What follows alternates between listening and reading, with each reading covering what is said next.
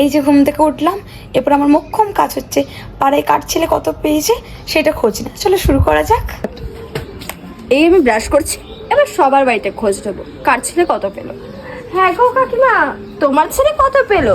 শুনলাম নাকি একটা সাবজেক্টে ফেল করেছে। এই যে চান করে উঠলাম, এবার পুটি কাকিমার নাতি কত পেয়েছে খোঁজ নিয়ে আসি, দেখি গা ফেল করলো না পাস করলো। এই যে রান্না করতে করতে ঘরে নুন আছে, কিন্তু লোকের বাড়ি যাবার নুন আনতে লোকের বাড়ির খোঁজ খবরটা নিতে হবে না? তো দিদি, তোমার ঘরে নুন আছে গো, আমার ঘরে নুনটা না শেষ হয়ে গেল।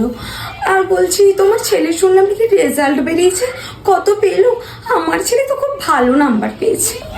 এবার যাই, ভাত ঘুম দিয়ে এলাম, এবার পাড়ার সব খবরগুলো নিয়ে পিএমপিসি করে আসি।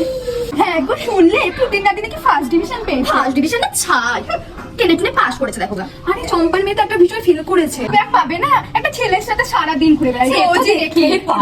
এখন দেখো নীলজির মতো ঘুরে বেড়াচ্ছে, এবার কেজি কিন্তু জানছে দেখ আমার মেয়ে ভালো পেয়ে, আমার মেয়ে সেরাই পারে। আমাদের মনে আছে আমাদের মেয়েদের